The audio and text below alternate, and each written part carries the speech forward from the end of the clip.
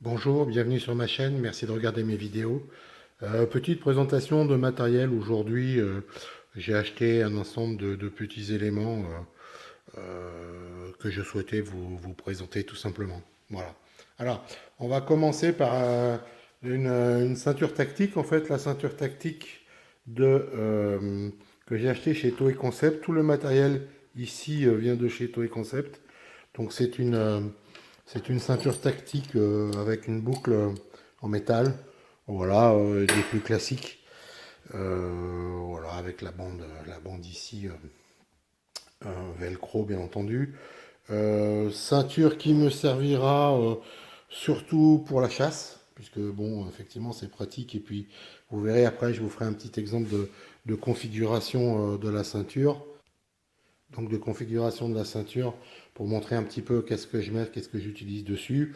Et puis j'avais envie d'acquérir un petit peu de matériel pour éventuellement faire une ceinture vraiment tactique, effectivement. Voilà, avec un ensemble de pochettes qui peuvent servir. Alors, petit conseil sur la ceinture tactique, prenez-la le plus grand possible parce que en fait, c'est une ceinture qui, bien entendu, peut servir à tenir votre pantalon. C'est là même sa première fonction, mais aussi et surtout, elle peut te servir de deuxième ceinture pour mettre par-dessus une veste. À la chasse, par exemple, on peut les utiliser aussi comme ça, mais aussi sur le terrain, en action, les militaires, par exemple, ont toujours des ceinturons par-dessus leur treillis. Donc, l'intérêt de la prendre grande, c'est ça, c'est qu'effectivement, vous pouvez l'utiliser de ces deux manières. Voilà. Bon, c'est du nylon, c'est classique, hein. Alors, c'est pas du 5.11, mais bon, il faut savoir que la ceinture de mémoire, je l'ai payé 14,50, et toutes les petites pochettes que j'ai achetées sont entre 12 et 13 euros, 13,50 €. Hein, voilà. Donc, ces petites pochettes, donc tout équipées de système MOL, hein, bien entendu, puisque chez Toei Concept, c'est un ensemble de matériel qui se destine aux gens qui font de l'airsoft, mais aussi pour la sécurité, voire pour les militaires. Voilà. Donc, nylon ripstop, bon, de bonne qualité, de bonne facture, avec système de fixation molle.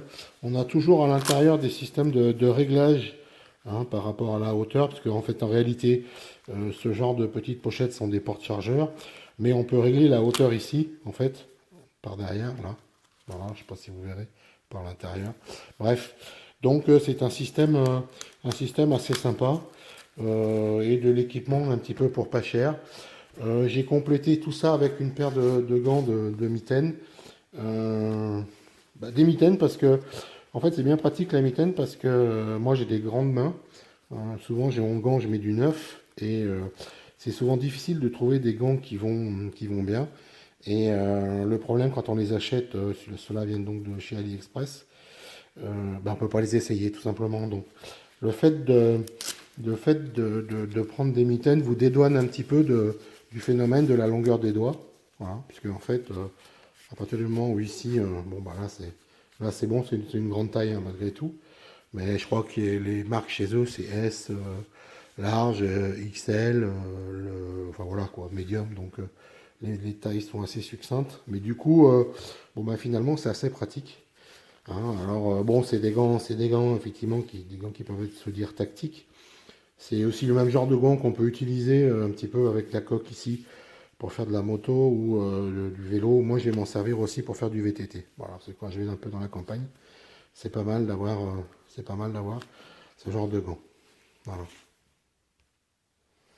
Alors, dernière acquisition au niveau couteau, c'est le Gerber Strongarm. Voilà, c'est un couteau qui a été de chez Gerber qui a été pas mal présenté. Avec donc ici c'est une lame pleine.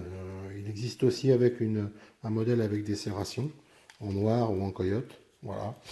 Je vous ferai pas l'affront de vous le présenter. Il y a beaucoup de gens qui l'ont fait. Je vais vous mettre le lien ici pour la chaîne Fan de couteaux qui l'a extrêmement bien présenté d'une part, et deuxièmement qui a fait aussi une deuxième vidéo où il le passe en revue en faisant des tests un petit peu dans la nature, qui est très intéressant. Voilà. C'est une belle lame. Moi j'ai acheté ce couteau parce que c'est une belle lame qui est très costaud. On est sur, je sais plus, sur 4, 5 ou 6 mm. Enfin bref, vous regarderez la vidéo.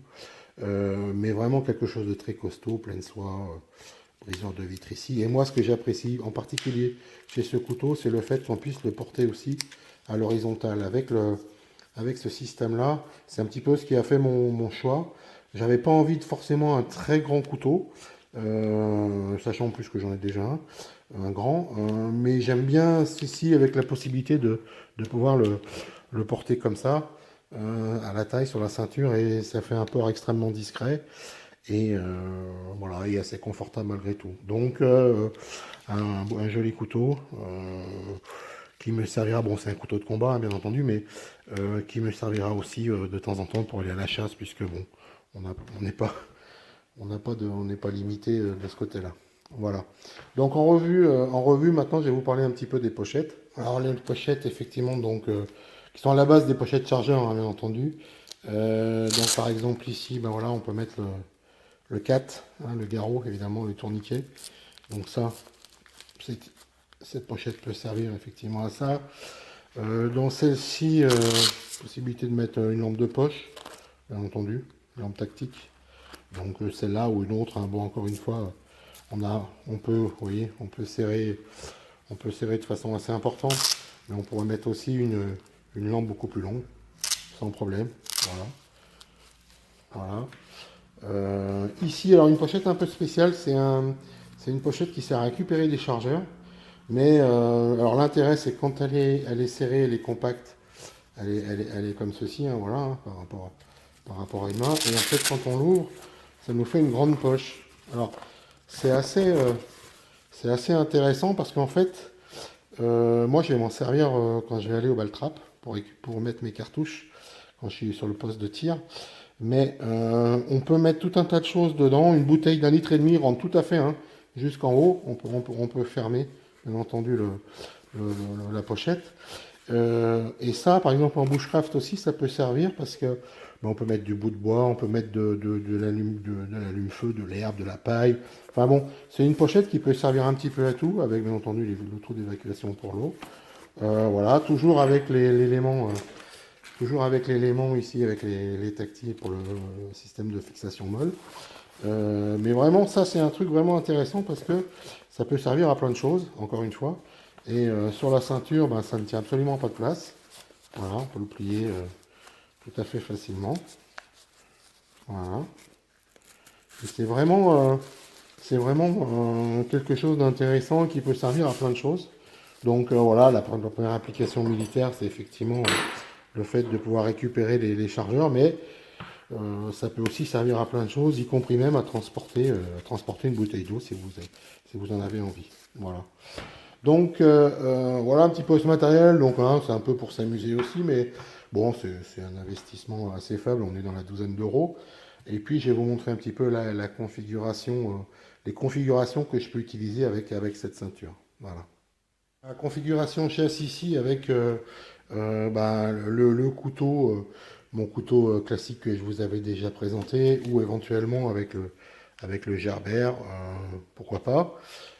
Ensuite, bah, les balles, hein, les balles pour l'arme évidemment, la radio, et puis éventuellement un petit couteau s'il s'agit de casser la croûte ou autre, un petit couteau Rui que je vous avais déjà présenté par ailleurs. Voilà. Donc voilà dans quelle configuration je vais l'utiliser pour la chasse.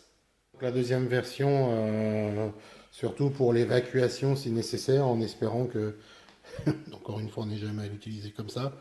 Donc la paire de gants, le petit couteau de poche, la poche de récupération, la grande poche qui peut servir à tout, le 4, la lampe de poche, un couteau, et puis la gourde.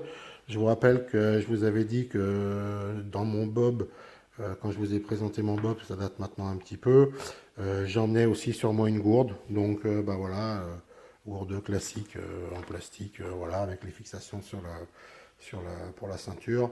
Voilà, donc ça serait plutôt la ceinture dans le mode évacuation. Voilà, avec le matériel nécessaire, ce qui permet aussi de soulager un petit peu le sac et de ne pas avoir aussi tout sur les épaules, mais d'en avoir ainsi un petit peu sur la ceinture, c'est pas plus mal, en sachant que si je veux être discret, je peux le porter effectivement sur mon pantalon ou en tout cas sous ma veste, voire avec le couteau en position horizontale, soit effectivement sur la veste avec tous les éléments nécessaires, ce qui ne m'empêche pas malgré tout d'avoir mon sac à dos sur le dos avec la ceinture au niveau de la taille. Voilà. Voilà, bah écoutez, j'espère que ça vous aura intéressé et je vous dis à bientôt et puis bien entendu, restez ouverts.